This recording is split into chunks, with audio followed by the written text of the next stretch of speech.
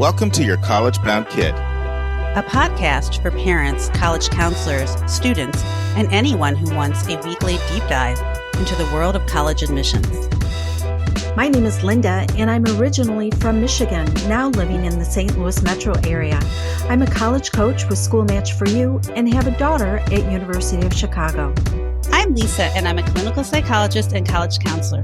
I have a daughter in college, a daughter in high school, and a son in middle school. After 30 years in Chicago, we recently moved to North Carolina. My name is Mark. I'm a college coach in Atlanta and the parent of two daughters. Karis, a graduate of Davidson College, and she is the founder of the Spanish tutoring company, SpanishHelpToday.com.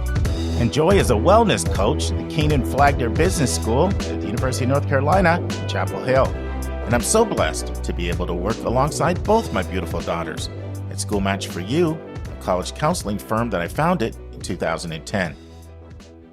This week in the news, Julie and I are talking about, do senior grades matter in admissions decisions? Do colleges see senior grades? You're going to want to listen to that discussion. And then our roundtable's back to talk about the rise of colleges asking for video submission. A listener sent in several questions on that topic, and our roundtable will tackle them. Then we have a brand new interview, not a brand new interviewee, but a brand new interview. I just interviewed Jay Rosner, but I didn't ask him that I should have asked him around anecdotally. I mean, Jay's been in the game for decades. When should somebody start preparing for the SAT, ACT? How can you prepare as a very young age? What can you do? How many hours should you study a day? How many days a week should you study? You know, do you go at this thing for 12 weeks, 6 weeks, 8 weeks, 4 weeks? Does it depend? Like those are the kinds of things that we talk about in this interview. It's all about, if you're going to take the ACT or the SAT, what should you do to get the best score? We also talk about self-prep versus group prep versus one-on-one. We cover a range of topics. I think you're going to like it, and it's a brand new interview that we have. Friends, our admissions tip is one we've had before, but it's been at least 18 months, and it's an important one, and we get a lot of new listeners. And the tip is this: please take out a separate email for all college stuff. All college stuff. And when we get to our big number, I'll have a story for you related to that. And for our admissions vernacular, the term is work integrated learning. The work integrated learning is basically like an internship, but it's the term most frequently used at Canadian universities. Work integrated learning. Our big number, 9,400. I was talking to a parent of a senior from New Jersey this week, and he said his daughter has received over 9,400 emails, and that's with a lot of unsubscribing going on. So that's why you want your own separate email. Otherwise, you'll find your current email's been taken hostage. And now it's time for Hot Topics in the News.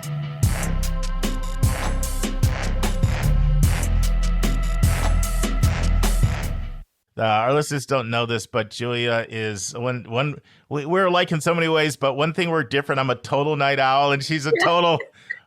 I'll get a text from Julia at 5 a.m. because she's up, you know, and always up at 5. Yeah, and if I text you at 5, I may not have gone to bed. No, if you text me at 7:45 at night, I may already be asleep. Before I got to know you better, that was happening a lot. Like, why are you not replying, Julia? Then you'll tell me. I thought that was pretty exciting news. And then I'll get it I was already asleep. That happened multiple times anyway. So Julia's staying up. Like once we start pushing 9 o'clock here, she's taking one for the team. Yep. It's weird. So we have an important question today, and it's one I get a lot. I've had it twice this week. And if I'm getting it, you're getting it, and other people are getting it. And it is, will a college see my senior 12th grade grades before they make a decision? That question I got this week came from somebody from one of the W towns around around Boston. Yep. And they were, their student was going to dive into AP Calc, which is not their student strength. And there was concern with what if they don't do well and our college is going to see it.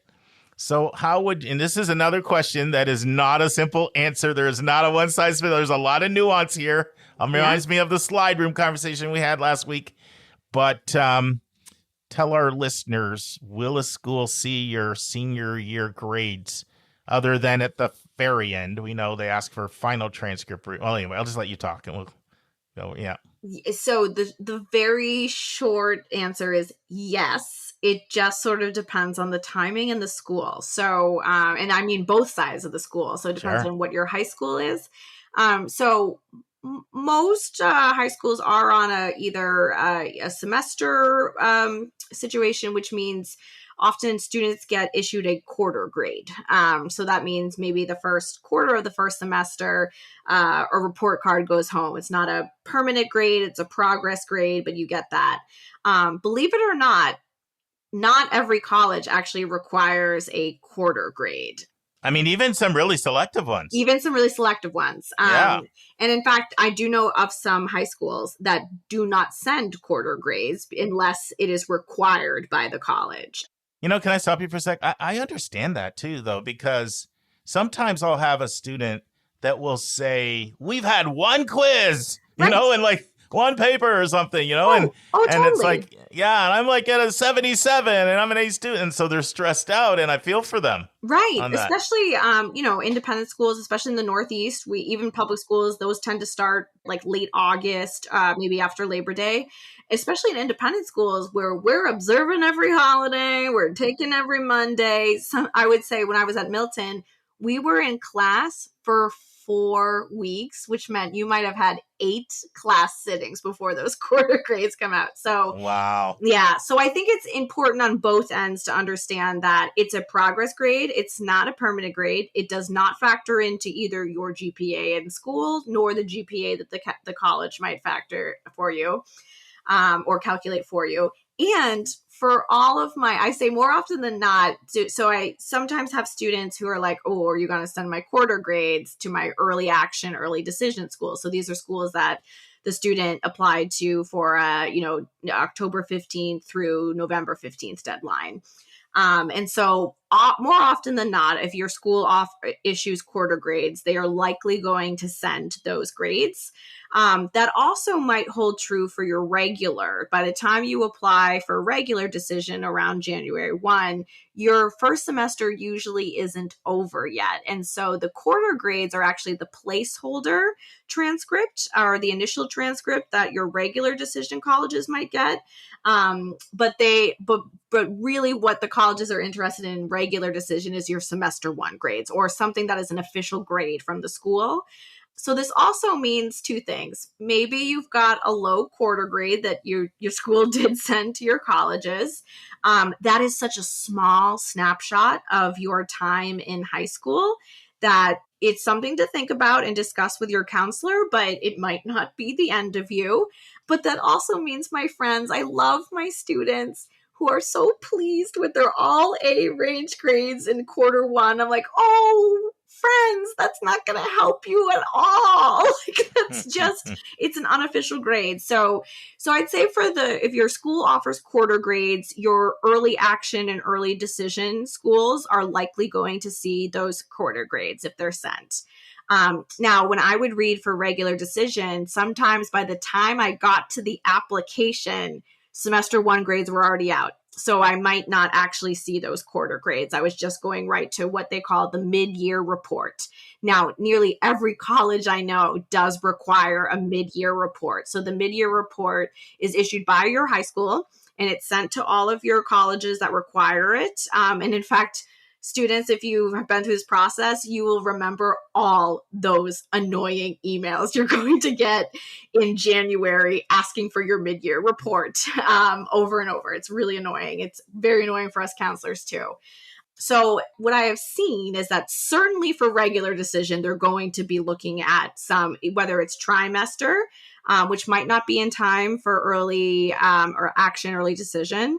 But certainly for regular decision, they're going to wait to make a decision.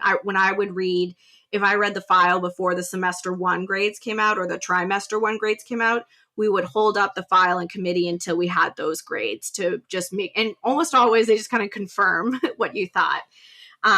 So basically the answer is for regular decision, yes, colleges will see whatever the official progress grade is from high school, whether that's trimester or semester one.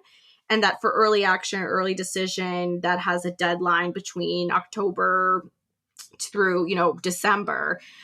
If your school issues a progress grade or a trimester grade is available by then, those grades will be seen by your early action, early decision schools.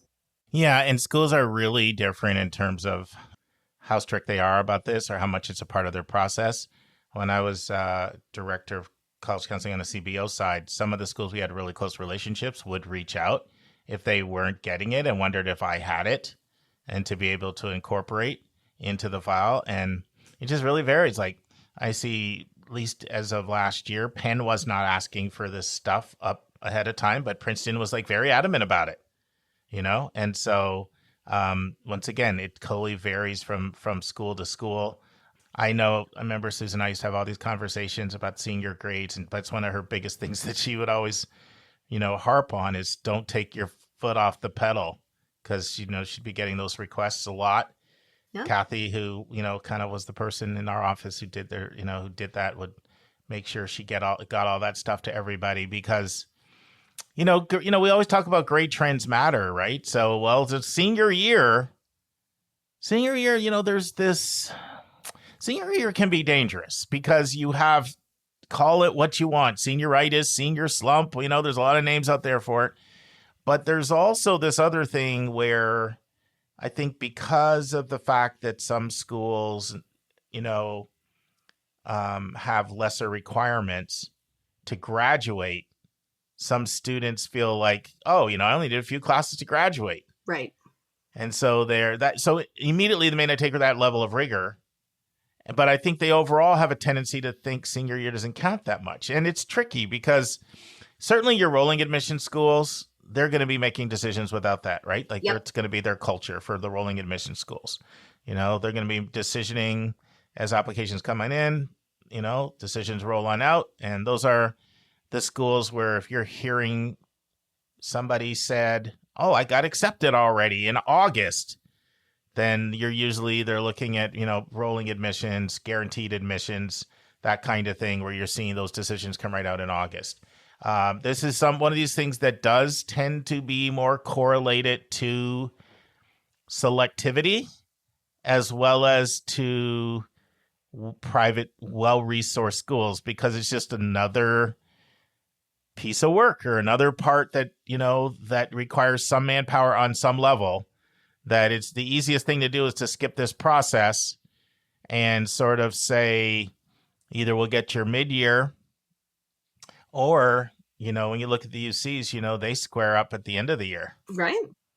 And they would do at some of them, especially, a lot of the more selective UCs, they'll have more rescinding that happens there right. than other places because Julia was so right when she said at some point they're going to see it because there is language in that acceptance that says they expect a similar performance to what they admitted you with. And should there be a significant change, they reserve the right to rescind the offer. Yep. Doesn't happen very often. It's pretty rare. I had somebody last year, though, that had got a warning. I see more of those actually nowadays. Yeah. Talk to our listeners about warnings. Yeah. It wouldn't be a bad idea to scare some people straight here before they get off the narrow path. Yeah, it does. And friends, we're talking about, I have a strong relationship. I know my students. So if they're panicking about something, it's easy to come find me and talk to me, right? Like if I were at my public school growing up and I got one of these letters, even though I know in the end it'll be okay, I probably would totally panic. So I see more and more now. I think this could be a product of grade inflation, as well as just colleges are getting more selective that were already selective to begin with. And so they've got to maintain some integrity there. I've seen more often, it used to be that these warnings my students would get would be like if they really kind of messed it up, like they were maybe a straight A student, maybe a couple B's, but really high achieving student, and then really took their foot off the gas and got like C's. And then that would usually trigger not only a letter from the dean of admission, but you would often need to either get yourself to campus or have a Zoom meeting with the provost and dean of first year students, some executive admin at the school, and often maybe get put on academic probation for your first semester or perhaps your first year. And even if you weather that storm, it's awfully embarrassing. It's really scary, especially that's also contingent on your financial aid at some places too. So it can be really scary to start school like that, or get that. The warnings I'm seeing more often are not as drastic as you gotta, come talk to us, you're on academic probation, but they send a letter saying like, hey, we noticed like you've gone down a full letter grade in this one class. And while I know the university is not going to do anything about it, it really scares the kid because by the time you get that letter, you've graduated. So there's no undoing what you did in high school.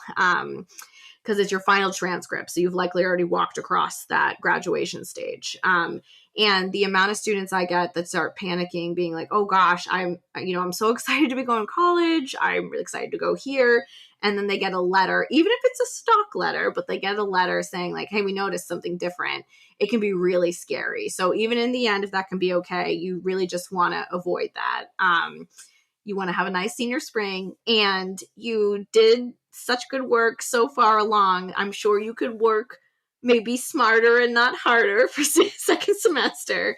But the other piece too about maintaining those grades is so much waitlist activity this day and age, right? And that wanting to also be sure that you're competitive should. Now, I don't see a lot of colleges actually asking for a final transcript or a progress report when taking off the wait list. But if they're going to go look at you for the wait list, and then I'm going to, as the counselor, provide a transcript that shows you as a different student in your second half or your last bit of high school, they're not going to want to come take you off the wait list after that. And now it's time for a question from one of our listeners.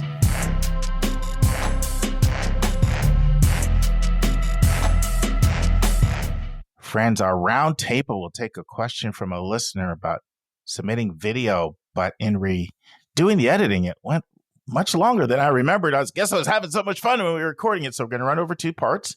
So you'll now listen to part 1. We have a great question about submitting 60 to 90-second videos. We'll play the question and have our expert panel chime in. Hi, Mark. I'm a mom in New England. I really love your show. I have a question about video responses that some colleges are asking for now. I've seen some schools like Brown and Bowdoin and Swarthmore have this option, but I'm pretty sure there must be other schools doing this now as well. The websites often say they are optional video responses, but I guess I'm wondering, is optional really optional? Do you have any advice about whether to submit a video or not? For example, what should a student consider in deciding whether to do a video? Finally, do you recommend any resources to students who plan to do this? Thank you so much for your advice and for your podcast. Susan, you want to start with this one? What are your thoughts when you see a student? There's certainly been a rise of this recently as some schools, more and more schools, have gone away from alumni interviews and starting to replace them with these 60 to 90, especially on the highly selective side. Well, I think it really started when a few big name schools laid down the alumni interview program during COVID, and then in the interest of not wanting to appear like they didn't care about live interaction of some kind, went to not a 60 to 90 second interview. It was more, I think it's more a multi-minute, several, 6 minute. No, what was it, like 3 to 5 minutes? I think this product that our Michigan mom is talking about is an Initial View product that, Initial View, Mark, you did those really, really interesting episode interviews with the founders of Initial View, which was originally for international students who needed to be able to demonstrate their oral fluency, the level of fluency when they applied to American colleges. They came up with this idea that I think was originally called EPIC, and it was the elevator pitch, which is what I think EPIC stood for, and then now has morphed into Glimpse. And it's experiment, from what I know, correct me if I'm wrong, Mark, because I know you know these people. It's in an experimental phase right now where colleges are seeing whether or not it adds value. You know, I saw more value in one that was a couple of minutes long than one that is literally a minute, a minute to a minute and a half. I think having such a short recording invites glibness and cutesiness. You know what I mean? Whereas something a little longer, I mean, I used to watch them on YouTube all the time so I could find some good examples to share with my students. You know, Brown had them on, Chicago, WashU. There were tons and tons on YouTube that kids could look at. And I would try and find a few that I thought were additive so that I could show a student when they asked me what I thought was perhaps a good idea. But I have really mixed feelings about this. Having done, when I was at Bates for all those years, we pretty much required an hour-long interview. Mm-hmm. So I was those days are over. Yeah, and I was some 10,000 applications or some 5,000. I know, but I really was. There was so much value in a level of one-on-one communication. And Hillary, I don't know if Colorado is doing live interviews now, or if student interviewers are doing them, but I get it. It's impractical, but this, to me, this Glimpse thing just invites kind of the wrong thing, but I'm willing to be proven wrong. Have you guys talked about, using Glimpse or anything like that? Hillary, I know Duke is another school that went to it last year. They're in their second year using it. Yeah, we've had some conversations around our office about whether video interviews would make sense. I don't know where those conversations have gone, or if we're moving in any direction. We have really prioritized trying to make the admission process less stressful. So we stopped doing evaluative interviews and just started doing informational interviews. So I think we're in our third year of doing informational interviews that are not required for students, because we really just want students to find their fit, right? And an informational interview should help with that. I think that the Glimpse interviews are really an interesting idea. I think that what I have experienced at CC with changing our essay prompt the first year, when you're reading a new essay prompt, there's a lot of like, oh, this isn't exactly how we thought this would hit. And so there's a lot of grace in the process, right? Because you're trying to figure out sort of what are our expectations for how a student will respond to this. And so I would imagine that this year and maybe next year, as schools are moving to these short, 1 minute to 90-second videos, that it will be a similar period of sort of grace, trying to figure out like what's the right direction that we should be giving students for this. What should we be telling them so that they can be successful? What are we getting out of this? And is it what we wanted and what we expected? So my advice to students would be exactly what, like, I just pulled up the Glimpse website to see what kind of direction they offer to students. And they have like a list of things that you might want to talk about during it. And they tell you what not to do, but really they're telling you be authentic. Like, I think this is an opportunity. It's so important right now for colleges to know how students will interact with their peers and what kind of person they're going to be in a classroom. And can you carry a conversation, and can you ask good questions, and can you communicate well? Because there are a lot of important things to communicate about on college campuses right now. And so to me, this is an opportunity for colleges to just see like how a student articulates their thoughts and the ways that they express themselves. And it's a tiny snippet, right? So it's a very, like, what I worry about is a student spending like 4 hours in 90-minute segments doing it over and over and over again. And I don't want you to do that. I just want you to be yourself and to be authentic. And maybe you do it, maybe you take 2 or 3 takes until you feel like you are comfortable in front of the camera. And then you just have to let it go and just be who you are on camera. And that's probably not going to be exactly the same person who you are in real life, but it's also not going to be the exact same person that anybody else is in real life. So I think that colleges will be used to that and will adjust to that. And I just think that it's not going to be like a make it or break it thing for most students, but it is an opportunity to show someone that you have an ability to string some sentences together, right? To be able to have a conversation, even if it's one way at that point, and to show that you can communicate. And this is Vince. I definitely have some feelings about this in the, like, I think it was 2011 to 2015 with some other people. We created this system called Like Live, and it was the first interviewing system that was created, and we created what Initial View does now. We sold it to ETS. It was developed so the questions could be determined by the colleges, and the students received three different questions, and one was sort of academic and one was sort of personal, extracurricular. And then there was a space for the student to talk about what was important to them that they hadn't already talked about. And that was sort of the overlay. And then the college could add 2 or 3 more questions.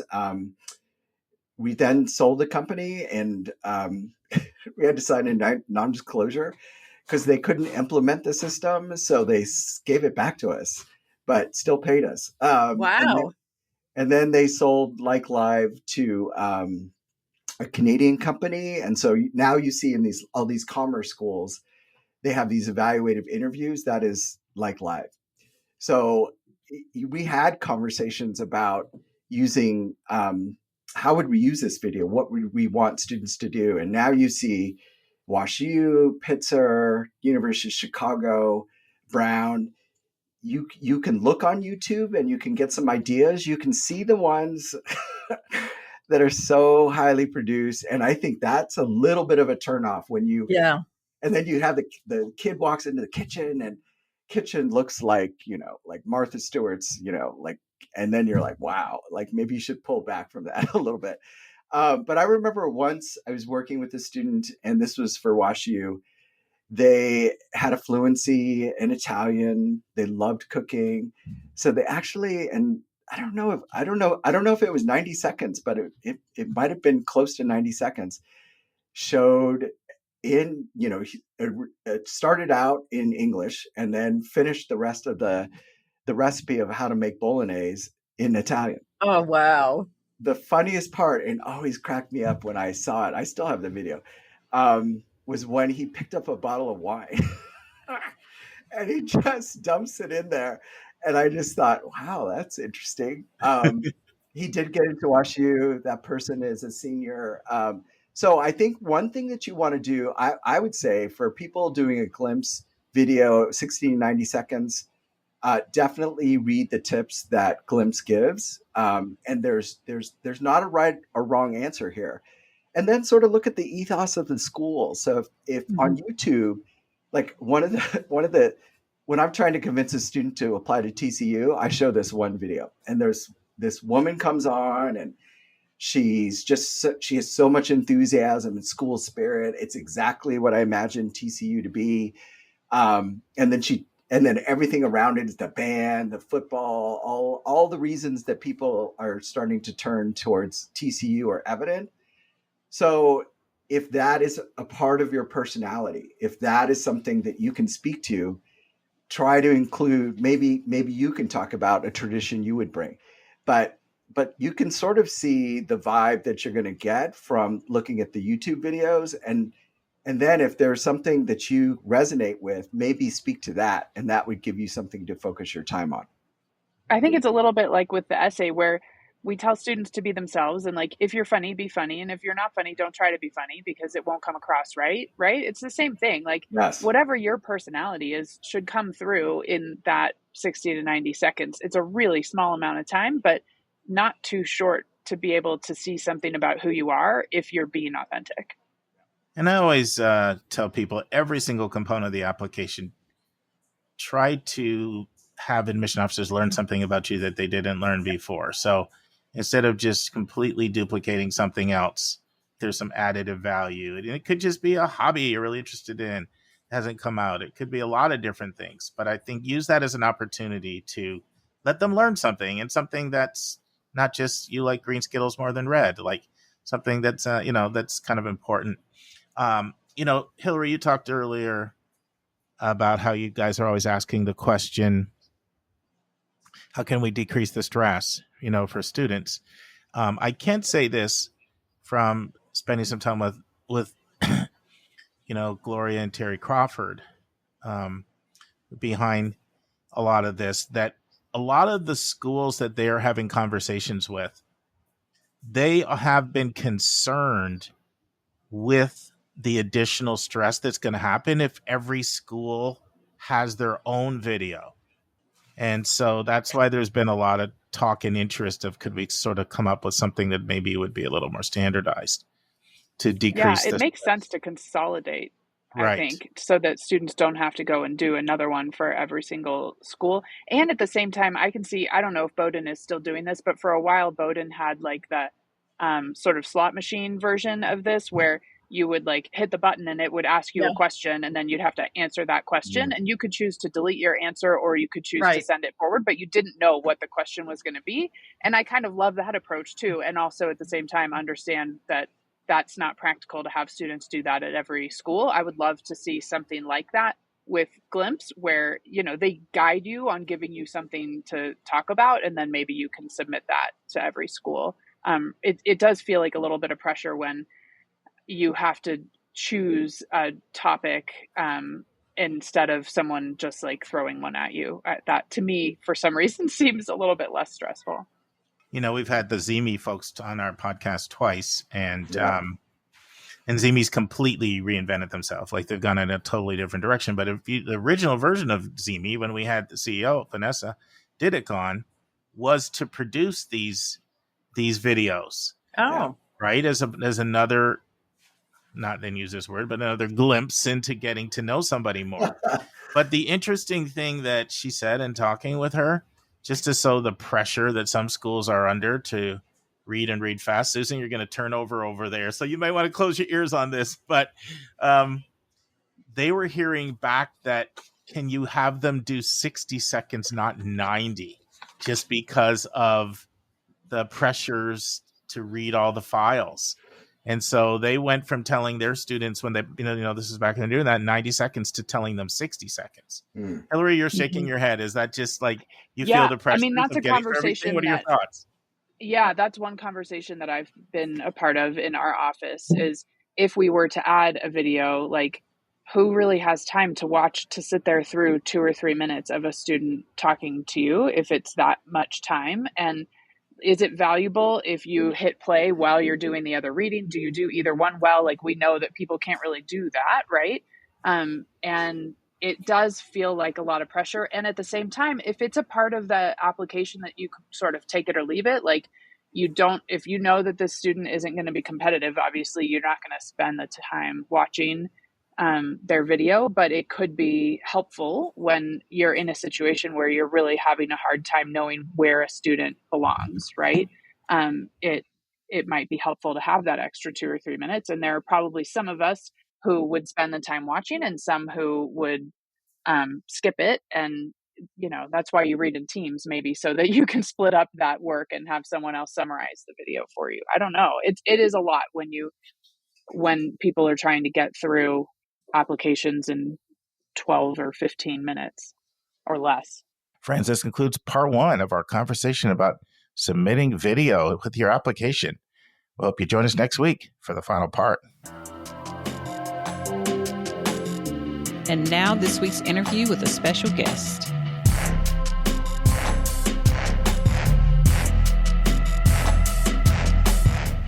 Friends, Jay Rosner is back, and that's because we didn't talk about tips to get the highest score on the ACT or the SAT.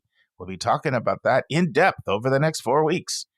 In part 1 of 4, Jay shares his background with the SAT and ACT. Jay lets us know how many weeks in advance of the test you should start to study. Jay explains why he believes test takers are performers. Jay explains how preparation for the ACT and the SAT is analogous to becoming a performer. Jay shares what is the most effective use of your time during prep. Jay shares how many hours a day someone should prep for the test, and he explains whether you should take breaks or not during the week. And finally, Jay gives his best advice on how much time per day a student should study for the ACT or SAT. Listen and enjoy. Friends, I'm here with Jay Rosner again. Hi, Jay. Hi, Mark. How are you? Good. So regular listeners know I never have a guest back 2 months later, but there's obviously a story here. And the story is that when I was editing the podcast, I was starting to have some regrets that I never asked Jay some additional questions. He was talking about things like people should prep for the test 5 to 6 weeks ahead of time. And he said it with some authority, and I knew that there was like some research there, or at least anecdotal experience. And so I bumped in, and Jay, you don't know this, but multiple days I wanted to reach out to you before at NACAC and say, you know, you were so positive about the experience. I'm like, would you come back on? And of course, Jay and I bumped into each other several times at NACAC. We got a chance to talk about a lot of stuff, and he agreed to come on. So thank you for the generosity of your time. Sure. So let's dive right in. Well, actually, before we dive in, Jay, just in case someone never heard our past interview, why don't you talk about your experience with the test and why someone should trust you when you talk about, ways to prepare for the test. Like, you weren't just born yesterday with this test. You've got a little bit of background. Why don't you briefly share that again for our listeners? Oh, I have a rich history with the tests, particularly the SAT, which is the test. You know, I grew up in New Jersey, and the SAT was the default test when I was growing up. So I took the SAT, went to college, did some student teaching in a local high school that was a charter school, but it was before the term charter was even invented. It was public, small, innovative, serving African American students in West Philadelphia, the working class students, some low income students.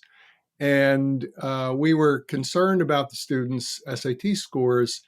And we had somebody come in from ETS, which was not far away in Princeton, New Jersey, Sure. To help us address that. And they were of no help whatsoever. So I've had those two early experiences.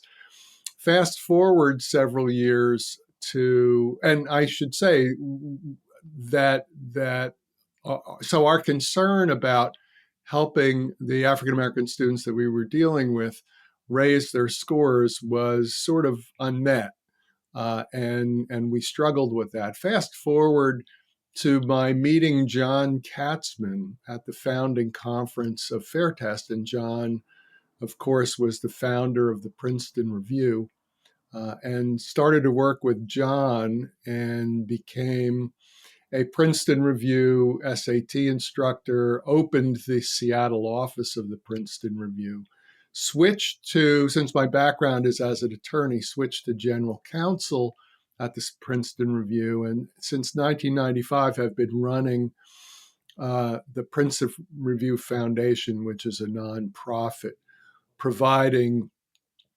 resources to underrepresented minority students and low-income students of all races and ethnicities, and engaging in advocacy and activism around test fairness. So I've seen the SAT in recent years, I've been more involved with the ACT than the SAT in certain respects. So I've seen testing both from being a test taker, being a high school teacher trying to help kids with the tests, and then working in several capacities with the Princeton Review, from being an instructor, opening an office, being their in-house legal counsel, and since 1995 running a 501c3 nonprofit that does test fairness advocacy activism and provides resources. So I've seen this test from these tests from multiple perspectives. And I know Jay sounds like a spring chicken over there, but we were talking at NACAC, and I was mentioning how my kids are 28 and 25. He's like, well, mine are 48 and 45. That's right. So you've been around the block. So yeah, let's get into some of the minutiae of the test. And then afterward, I think we should talk a little bit about what's going on at the University of California, because you and I had a really interesting conversation about that. And I think our listeners will find that interesting. So when it comes to testing policy, but we'll save that for the end. So one comment you made in our interview, Jay, was a student should start their prep 5 to 6 weeks before the test. So I'd love you to share why 5 to 6 weeks? Why not 2 weeks? Why not 12 weeks? Have you experimented with these different things, or read research or, trial and error? Like, what leads you to the conclusion 5 to 6 weeks is kind of a good ramp up time for someone to put prep in before a test? I'm glad you asked, Mark. I talk to a lot of groups of students and to educators and realized that no one was telling students or educators, or not telling them, but suggesting to students and educators what a reasonable SAT or ACT prep time frame would be. Now, it's generic, and it's not one size fits all. And that's why I say 5 to 6 weeks. So the folks get the sense, well, this isn't an exact science, and it isn't. But I say 5 to 6 weeks because I've run a lot of courses, a lot of SAT and ACT prep courses, and started with a 6-week model and realized as we experimented a little bit with 8-week courses and 3 and 4-week courses, realized that 6 weeks tended to work best for most students. Now, that's most students. Some students need a little more time. Some students could get away with less time. But that's a good ballpark, I find, for students to start with. And then if they need more time, add more time. If they feel they don't need the full 5 or 6 weeks, do whatever time seems to meet your individual needs.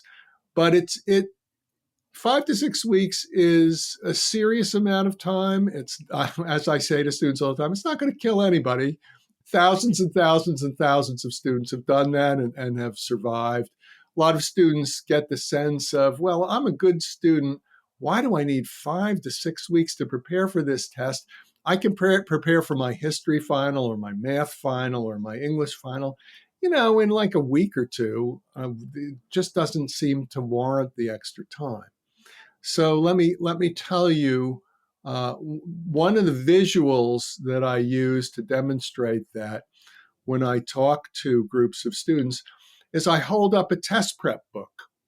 And they're typically 1.5 to 2 inches thick. And I say, this is 5 to 6 weeks of work. This is not a weekend, and it's not a year. It's 5 to 6 weeks. If you feel you need 7 or 8 weeks, or you get into it and you want to add a couple weeks or subtract a couple weeks, it's the SAT particularly is half math, half verbal. If you're getting a nearly perfect math score, you don't need 6 weeks to prepare for math and verbal because you don't really need to do much math preparation. Maybe 3-4 weeks of on the verbal end would make sense for you. So it's subject to adjustment based on individual needs, but I think 5 to 6 weeks is the good starting point. I say 1.5 hours a day because I find, it takes you 5 or 10 or 15 minutes to get into the zone. If you're doing a half an hour test prep period, I just don't think you have that much effective time within the half hour. If you commit to 1.5 hours or 2 hours, that's a time frame where you can be deeply enough in the domain for a long enough time that you actually can learn something, develop your skills. And another general attitudinal thing is that students sometimes make the mistake of thinking this is a cognitive test. And it is to a large extent, but it's also a physical test. And it's an emotional test in terms of your score is impacted by your emotional state. It's impacted by your physical state. If you're very, very tired, you're not going to get your best score. If you're emotionally concerned or upset about something, you're not going to get your best score. If you're that way when you're doing prep, you're not going to be prepping to your optimal effectiveness. So there's a lot of factors that are involved, and I like to summarize that for students by saying it's a performance. It's not merely what goes on in your brain. It's what goes on between your brain and your fingers as you bubble in the answer, or these days tap the keys. And that's a process where you're performing. And students tend not to think of it as a performance. And that way, they don't fully understand things like speed being very, very important. It's getting the most correct answers within a limited amount of time, unless you have a disability where you have extended time. But for most students, getting the most answers within a limited period of time involves performing at a rate, at a speed that should push your comfort level a little bit. And, that's not necessarily a factor in school tests where the teacher might say, well, you have an hour, but if you need any more time, I'll hang around here and that's not the SAT or the ACT. So that's those things that I just mentioned to you, Mark, are some of the most important things that I tell students about SAT or ACT prep. And, there's a lot of I could go into a lot further depth and detail, but I think those are the concepts that a student, I think, needs to understand, or they're going to enter this domain and behave in a way that just doesn't suit a goal of getting one's best score. Yeah, and I was going to also ask you about the hour and a half a day that you recommended. So I'll ask them both at the same time. So when you look at the 5-6 weeks and then the hour and a half a day, have you come to that conclusion mostly by looking at score gains or lack of score gains, or is it more sort of anecdotal feedback from somebody saying, this kind of felt right or this didn't feel right? What would you say are the sources that have led you to feel,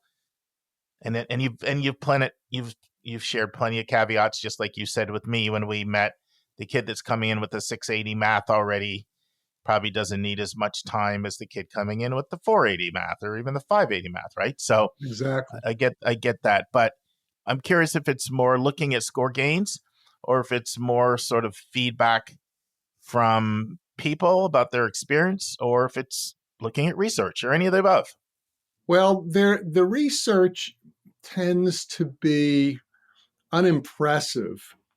And I say that because it's almost all survey research. In other words, asking kids how long they were in a course and what their results were. And, those things are all over the map. When you talk about scientific research, where you have a control group and an experimental group, the kind of research that's done in the medical field that people consider to be the gold standard, there's been almost none of that in the SAT and ACT prep domain, which is astonishing. That very few people. There was a doctoral dissertation done years ago, probably 2 or 3 small scale scientific studies on that model. And given that millions of students have taken these tests for years and years, it's kind of astonishing. And the irony here, and it's not so much an irony, it kind of makes sense, is that the entities that are most capable of doing those kind of studies are the test developers. They're multi-$100 million and billion-dollar entities. They can afford to do those studies. They don't do them. Why don't they do them? They're much more comfortable downplaying the effects of coaching Sure. than they are studying the effects of coaching. And they've done their studies, but their studies tend to be the kind of survey studies where you're asking students questions, which, can be helpful to some extent, but they're not the rock solid scientific kinds of studies that could easily be done and just aren't. So this is sort of, it's either a research free zone, which I consider it, or a research light zone where the predominant research is survey research. And that just, to a lot of people, including me, is not compelling. When you're surveying folks, you're not, students are doing all kinds of different things with different models and getting different results in different places, coming from different situations, and it's just hard to generalize very well from those studies. So then would you say for you, it's a combination of looking at the score gains that occur and also anecdotal feedback from students? Yeah, I'm sorry. Getting back to your original question, when I first started with the Princeton Review, which was the late 80s into the early 90s, I ran tons of 6-week SAT prep courses. Wasn't doing ACT in that time frame yet. Also ran some longer courses and some shorter courses. And so got to see, so I feel I have very rich anecdotal data, was able to see the score gains, was able to talk to the students and ask them, how did you get your 400-point math and verbal score gain? What did you do? And, for those students who got, did 6 weeks of prep and only got a 50-point combined gain, which was lower than my typical experience. What did you do trying to figure out, or what didn't you do trying to figure out what happened? So it's a deep, rich anecdotal base, which involved both looking at score gains and talking to students. So it's not scientific, but I think it's as close as I could come to getting information to generate what I felt would be reasonable decisions and the basis for what I felt were helpful suggestions to students. And that's where the an hour and a half a day, 5 to 6 days a week. I don't believe that it was helpful, or it is generally helpful for students to do this every day without a break, and then for 5 to 6 weeks as optimal. And when I say 5 to 6 days per week, what I also said to students is the idea is not to skip 2 days in a row. You want the regularity of exposure to the material while also taking a reasonable break. And that reasonable break, try to limit it to a day. Try not to take 2 days in a row where you're away from the material. Let's take a break to learn about Mark's recommended resource for the week.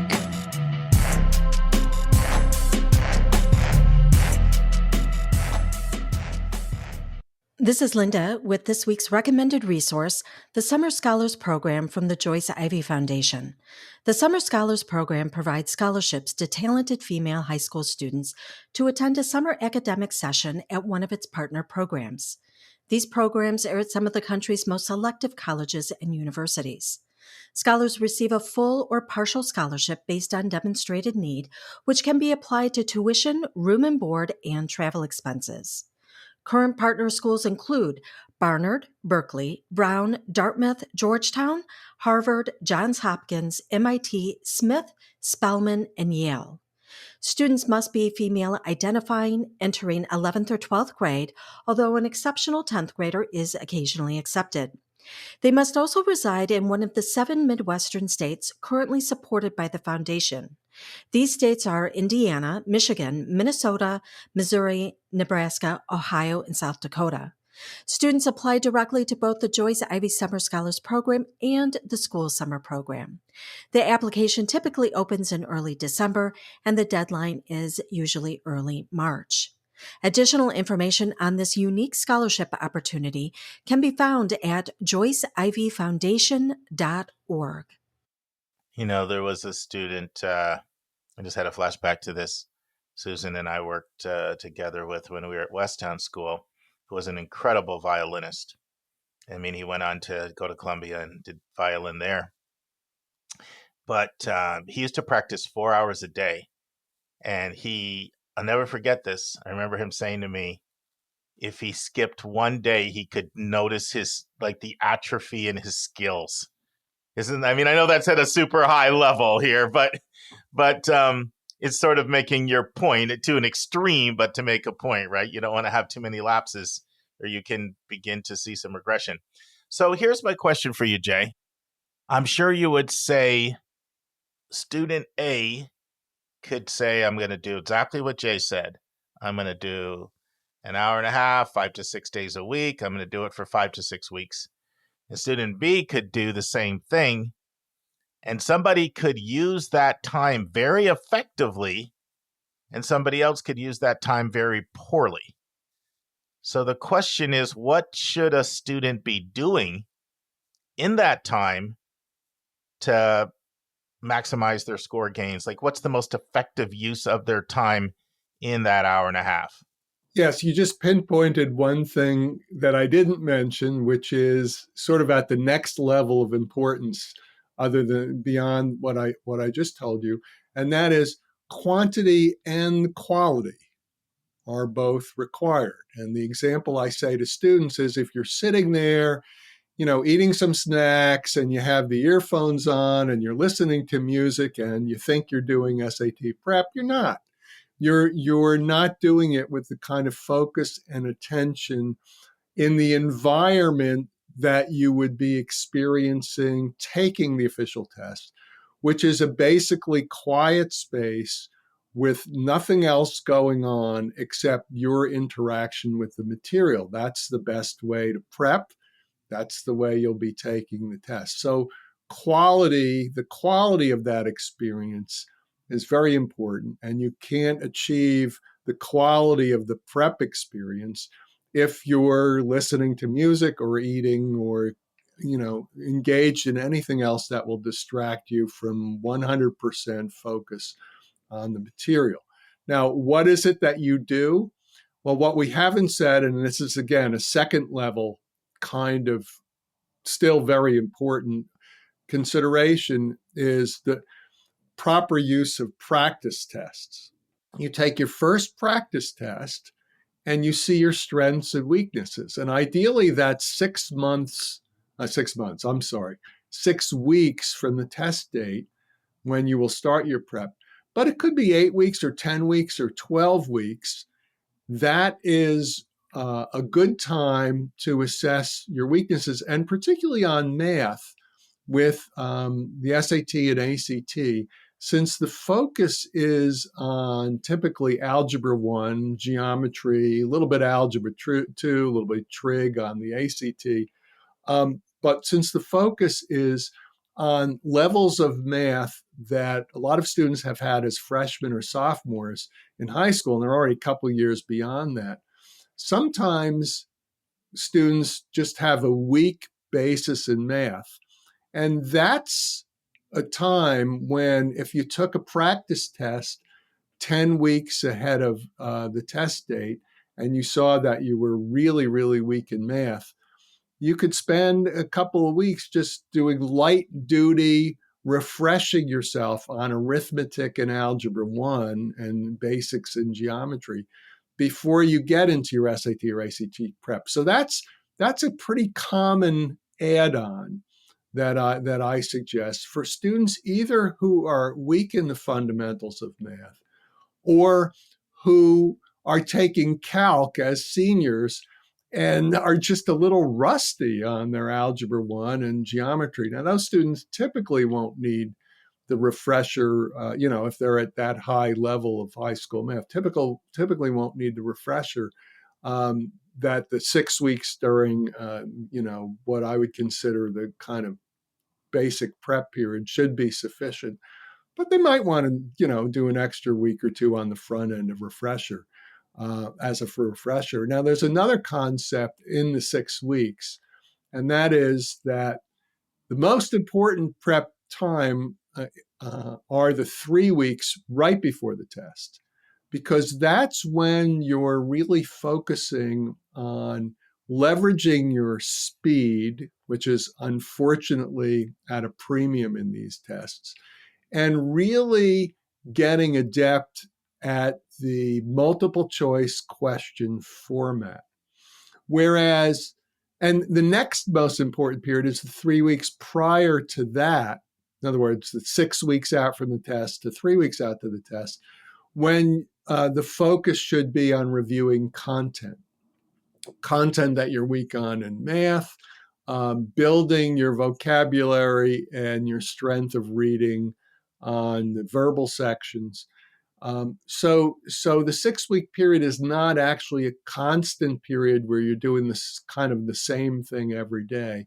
You're focusing on content for 3-ish weeks, and then you're still doing content, but you're shifting your focus to handling the multiple choice question format and speed in the last 3 weeks. So it's a sort of a ramping up, starting from strengthening your content base and continuing to do content for the entire 6 weeks, but really a larger emphasis on test-taking skills in a multiple choice context and speed in the last couple of weeks. And your practice tests, and I recommend four-ish. 5 is okay. 3 is a bare minimum. You wouldn't want to fall below that. 4-ish is again I think a good starting point. That those are spaced out in your 6 weeks and are markers of your progress and need to be taken seriously and need to be analyzed seriously so that you see what are your strengths, what are your weaknesses, how have they changed from the last test? Are there patterns? How's your stamina? How are you doing in the last section? The stamina, as the tests go from 3 hours to 2, is less of a factor, but still can be a factor. And so those are markers, and those drive what you study in between each practice test. So you're refreshing yourself on content. If you find the content, but just are struggling with the multiple choice format in on particular types of questions, you work on that between tests. That's what you study. That's what you work on, with the concept being not just knowing the stuff, but being able to perform on practice tests, which are your preparation for, which are important preparation for the official test. One of the mistakes that students too often make is they don't take enough practice. They try to get by with like 2 practice tests, or they take practice sections, which are fine. A timed practice section is completely fine. It doesn't substitute for a full practice test because you have to introduce the stamina factor for the entire period that you're testing. So I'm sorry I did a little bit of a monologue there, but these are the second level, yet very important factors that I mention whenever I talk to students about how to prepare for the SAT or ACT. No, don't apologize at all. I'm quiet because this is good stuff. You're on a roll. I'm letting you go. I love it. Friends, this concludes the first part. I hope you'll join us next week for the second part. And now it's time for our College Spotlight of the Week.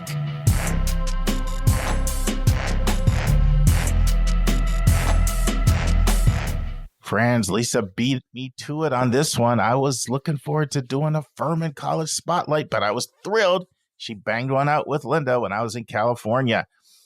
It's one of the most beautiful campuses in the entire country. It'll be a two-parter. Listen to part 1 of 2. Hey, Linda, how are you today? Hey, Lisa, I'm doing great. That's good. You know, it's been a little bit. It's been a hot minute since we've done one of these spotlights together. I know. I feel like we've got a bit of a backlog. I know. Yeah, we have to start working through because you have a lot of great schools that you went to see this summer that I would love to hear more about. So sometime, maybe when you get a chance, we could go over some of those Indiana, Illinois schools. Colorado. Yeah, I have lots to talk about. Yes, we definitely need to work on our schedule. But today we are talking Furman. Yeah, we're talking Furman. We're talking Furman University for a couple reasons.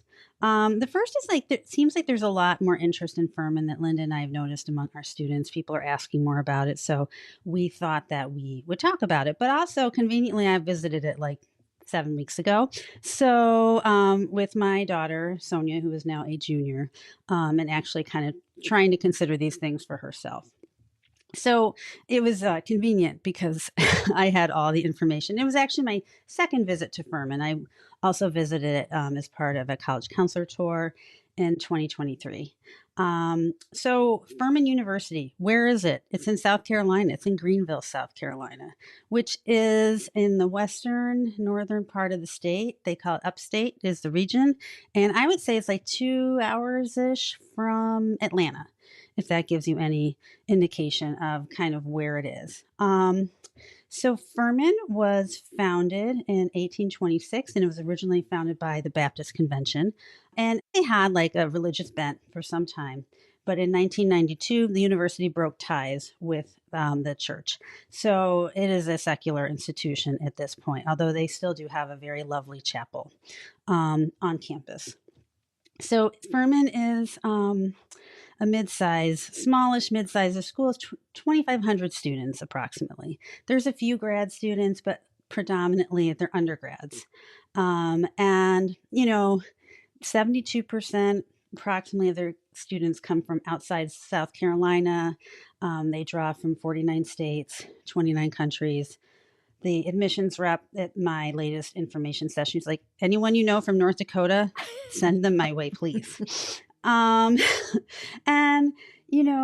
Furman is a liberal arts university.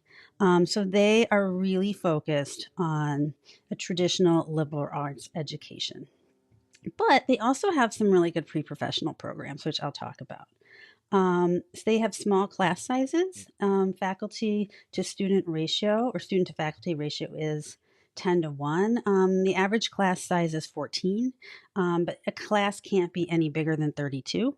So you're definitely going to be in a situation where you're going to have access to your professors, lots of discussion, and that is kind of one of Furman's calling cards is this kind of discussion-based liberal arts education.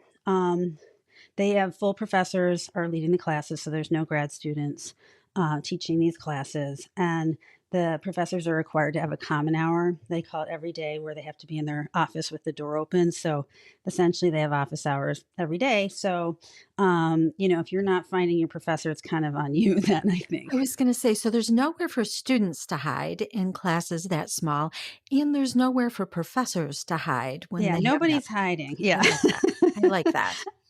One thing that I've heard about Furman is that, people think the classes are relatively rigorous there. They feel like it's, there's an expectation of excellent work, and, there's an expectation that you do a fair amount of work in class. So it's maybe a little different than some other schools, which might have a more relaxed educational approach.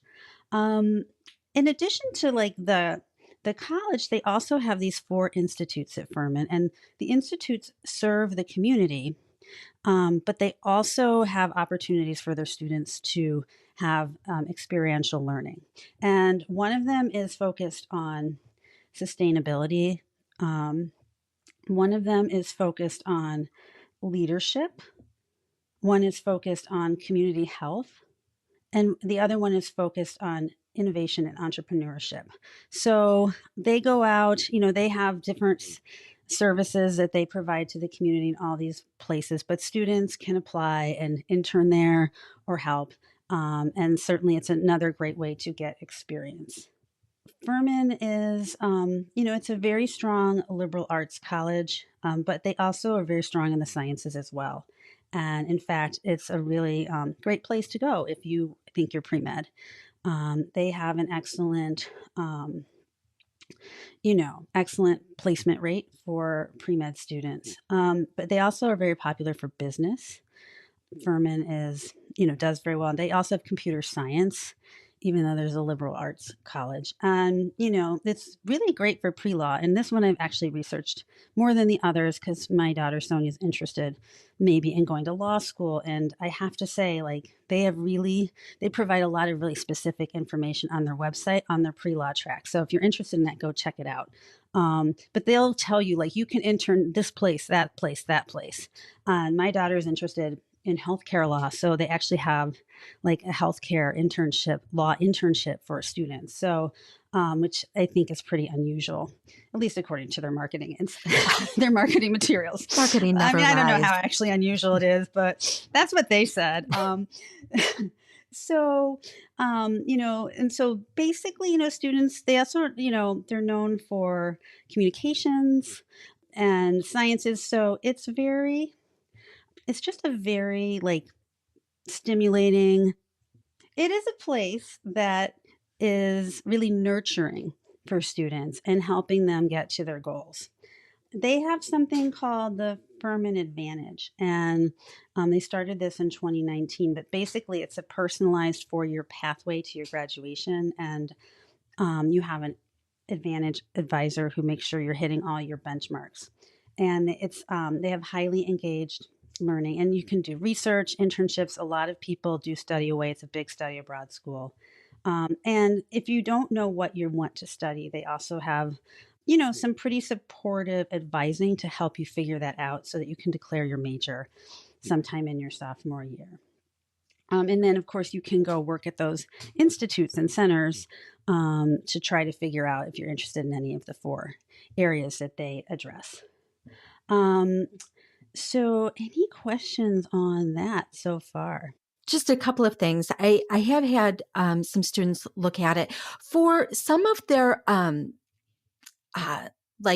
Asian studies majors, which, was really kind of nice to see in a school in the Southeast. I always expect to see that in the West Coast. So it's great to find the diversity of majors at a smaller school like Furman, because like you said, they have everything, music majors, all of that. But the most common thing I hear about from families who have visited, and I have not visited yet, I have to add that to my list, is how incredibly beautiful this place is. Yeah, I was just going to get to that. Yeah. So, I just feel like this should be added to my school I want to take a vacation at, because it sounds like the pictures don't do it justice. No, it's a really beautiful campus. And, I think there's all these lists where they rank the most beautiful campuses. I don't know how you do that at a certain point because that's so subjective. But it's got the southern red brick. So, but it is just a beautiful campus. They have a tower. They have a lake. They have a rose garden. The rose garden is lovely. Lots of their alumni get married in that rose garden. They have you'll be on campus and they have little wooded paths even on the campus. So, you just all of a sudden you're like, oh, I'm in the woods taking a little break. And then you're like, okay, now I'm going to my English class. So I'm just picturing a Disney movie with little woodland creatures. No. See, that would be that's I would say Washington University wins the award in St. Louis for the most Disney-like aspects of campus with their back 40 and where the freshmen live. That is actually designed by Disney. This seems a little more authentic, because it's been around for a long time, since 1826. And obviously they've built new things, but it still retains a little bit of that historic character. But I did not see any woodland animals, sadly, on the day that I was there. Maybe they should get some of those. Just a FYI, a total aside, Lisa, I have started taking photos of squirrels on every college campus. That's a story. great idea. True I story. love that. That's fantastic. I would really love to see your squirrel collection sometime. You will. So when the first time I went there, I was like, this is a lot like Elon. And so I was joking with the other counselors. I'm like, this is little purple Elon, because Elon, of course, is a little bit bigger, 6,000 students, and is burgundy and gold. But the colors for Furman, it's purple. So little purple Elon. But then when I went back the second time, I could see more of its beauty on its own merits. And it is just a very pretty place to go to school. And let's talk about where it is in South Carolina. Let's talk about Greenville.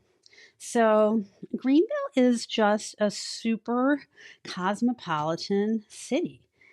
There are so many restaurants in downtown Greenville.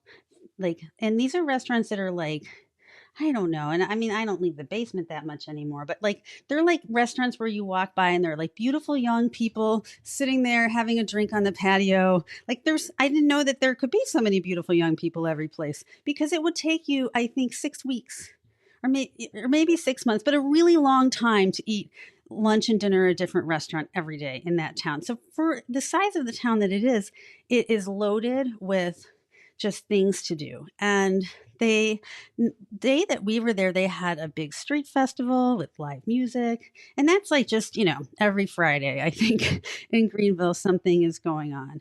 So it's a place that people actually go to vacation. But it's also at the foothills of the Blue Ridge Mountains.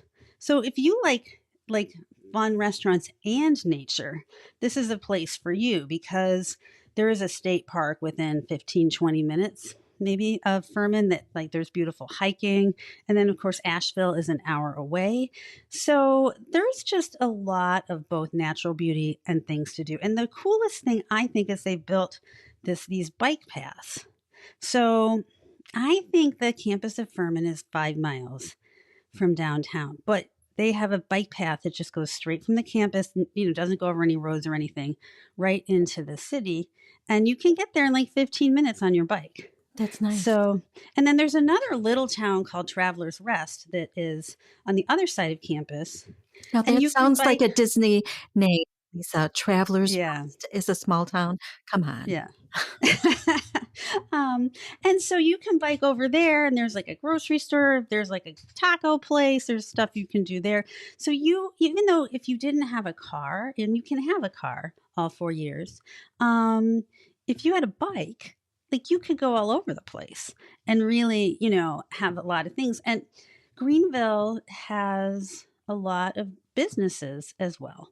And so because there's not as many colleges around there, Furman students kind of get first crack at internships in Greenville. So, I mean, it seems like it really uses its location well. But the campus itself is very separate. There's a big sign, not a sign, like a wall, like a beautiful brick wall that kind of curves around, and you go down this drive. I mean, and you feel like you are going someplace different than you just were. So it's separate, but it is easily connected to the town. So, yeah. And one of the things that I thought was also really impressive about Furman, there's a few things that I personally, as a parent, 4-year residential campus. I love that. I mean, I don't know if kids like that, but I love that because we got our eyes on you for 4 years. But I just think it's just, it really builds a sense of community when you have that. And, it kind of starts out we saw the freshman dorm, and it's like your average hall dorm, with a bathroom. And then you sort of get nicer and nicer and more space and more independence as it goes along.